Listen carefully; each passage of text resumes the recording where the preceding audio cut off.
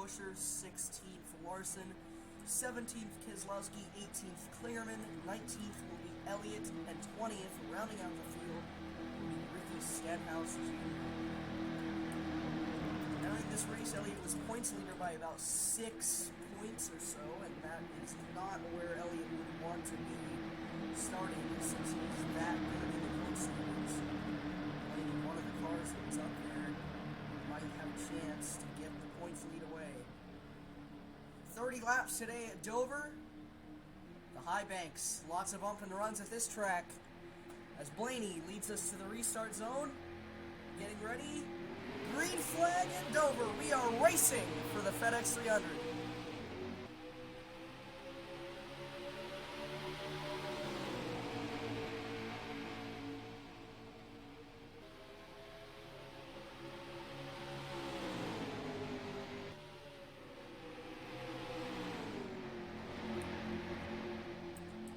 Turn number 4, 3 wide towards the back of the field. Jones did not get going on that restart.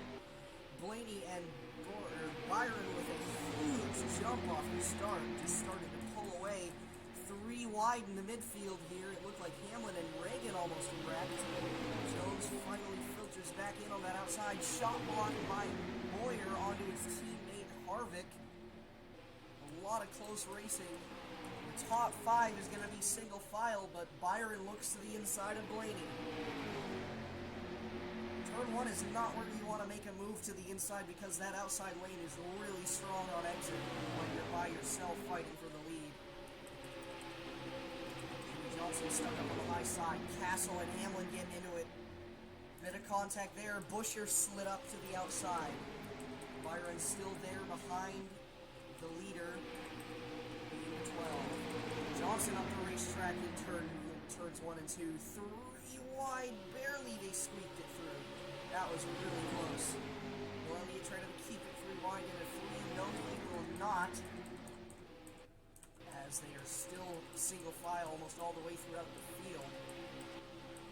Dover can prove for some crazy racing, and it looks like we might have a crash. No caution, though, as they're sliding all over the place back there. We'll have to have a look at that wreck later. No caution, and now the caution's out.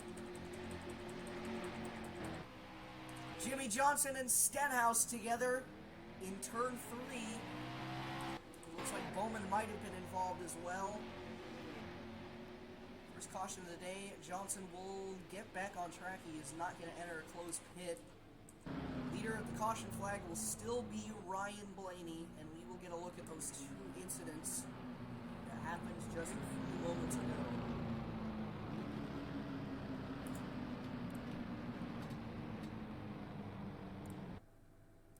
So the first crash that wasn't a caution appears to be, so let's have a look at this.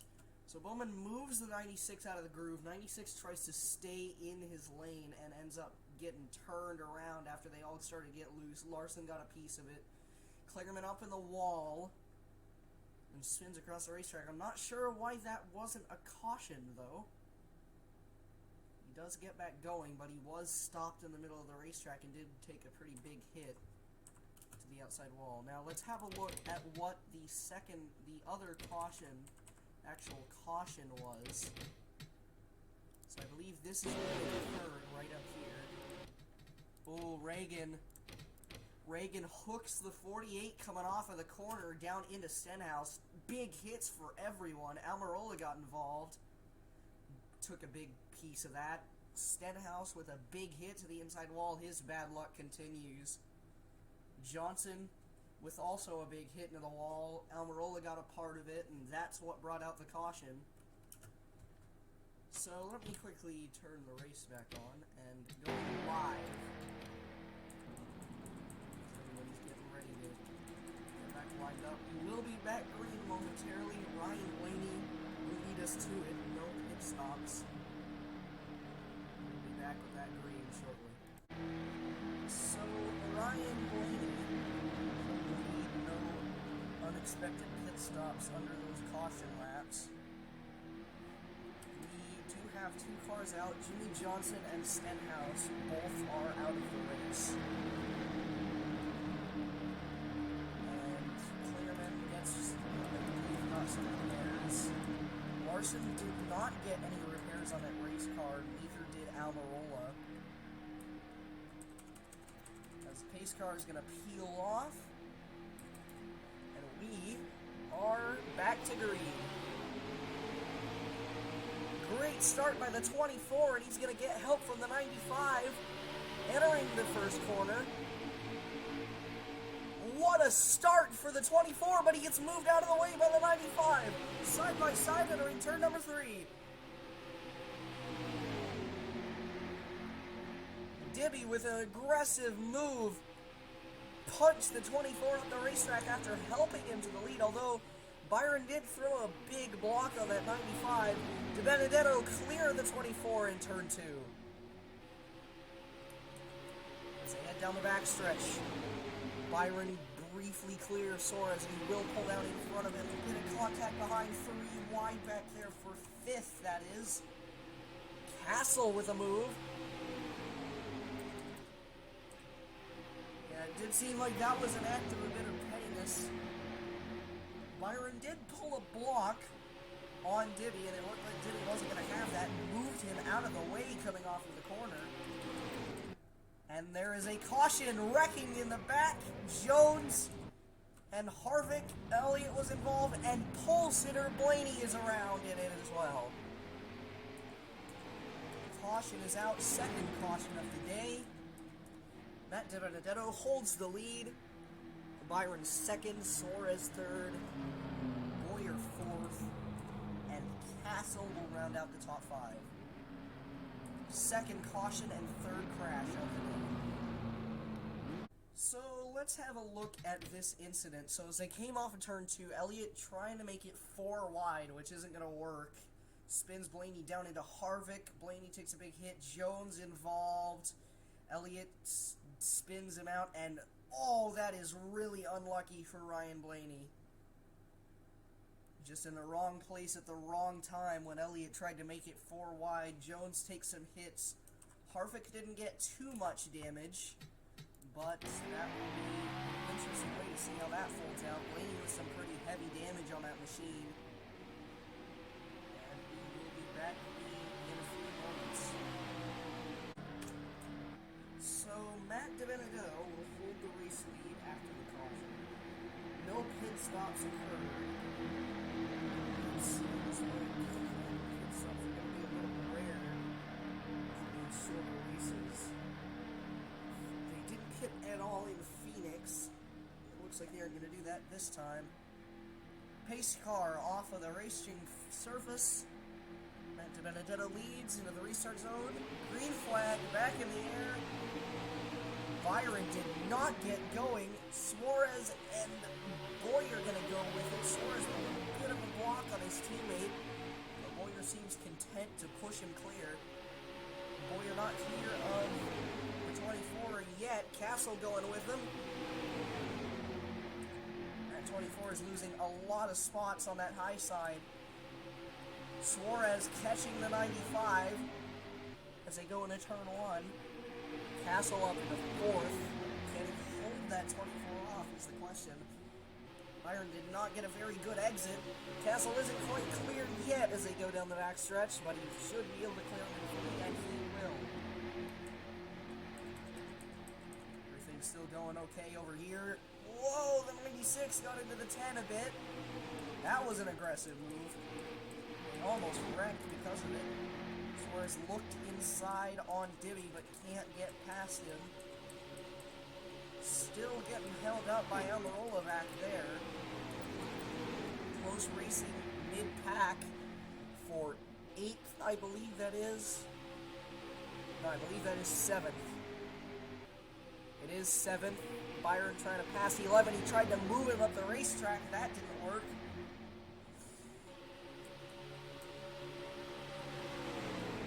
Still trying to go at it for 7th as Byron was running up front, but did not get a good restart. That pretty much ended his front run. Meanwhile, the race for the lead, Suarez still has not been able to get under De Benedetto, but in his current position, he might be able to do it if he gets enough of a run. He is right on his bumper coming off of turn number 4. He's going to look to the inside. Will Bowyer go with him? No, he won't. Bowyer wasn't clear. Suarez might be screwed over a little bit here as the field is starting to catch up since they're side by side. Suarez cleared by Dibby, but he does keep in front of his teammate. Castle going to have to stay in 4th. Hamlin got booted up the racetrack by the 24 of Byron. Reagan's there behind. Make a move for 7th or maybe 8th. Truex is there in 10th.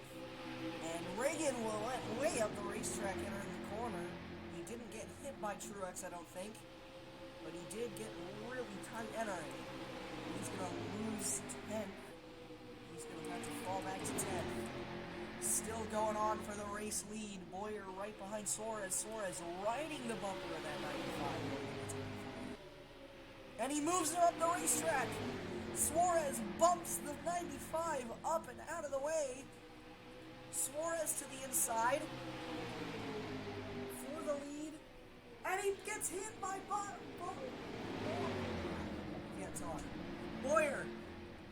Bowyer moves it out of the way. They are still wrecking. Around goes Hamlin. And up into the wall. A huge collection on the backstretch. Keselowski and Kligerman gets through.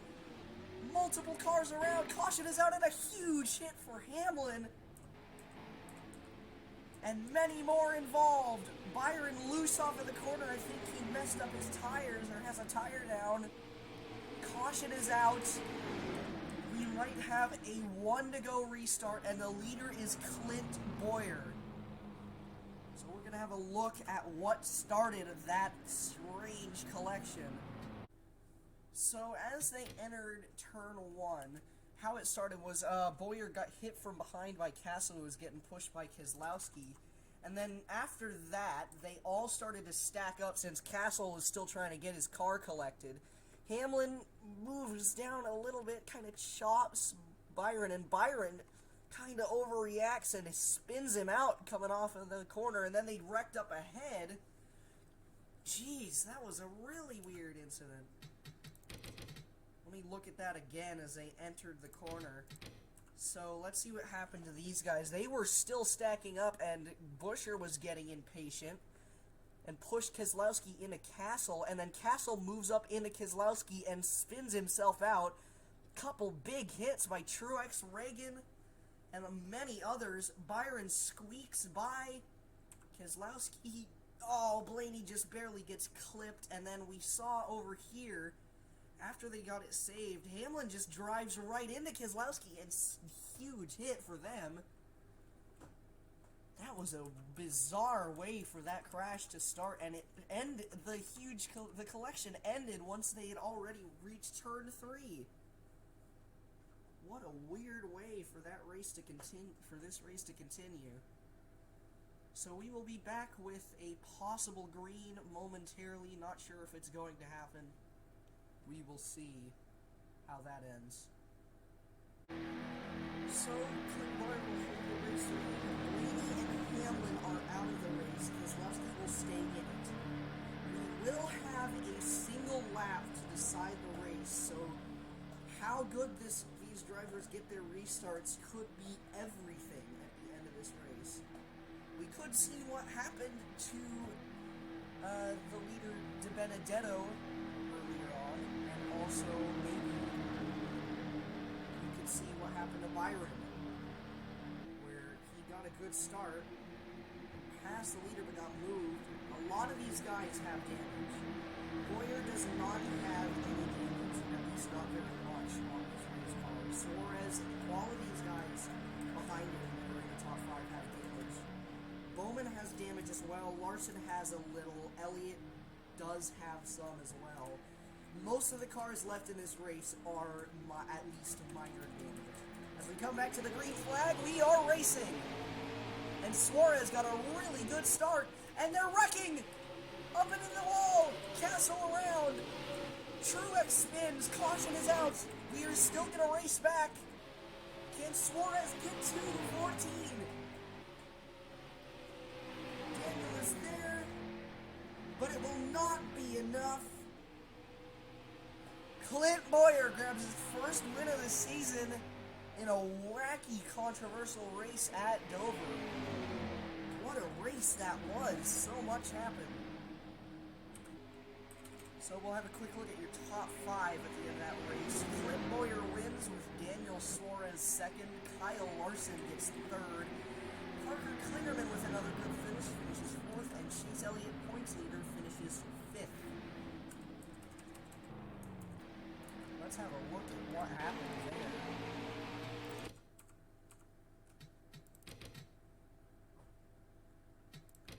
So as we went green, it was clear that Castle's engine was not working properly, and Truex just dumped him going into the corner, and they all just started to get way sideways.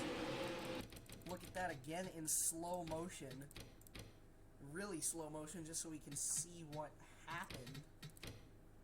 So yeah, Truex got to him and just dumped him, and then spun himself across Bowman's nose. Bowman sideways, Castle trying to save it, and ended up getting... No! There was no contact between him and Byron. Byron was just having some weird issues. I think he had an axle that was broken on that 24 car.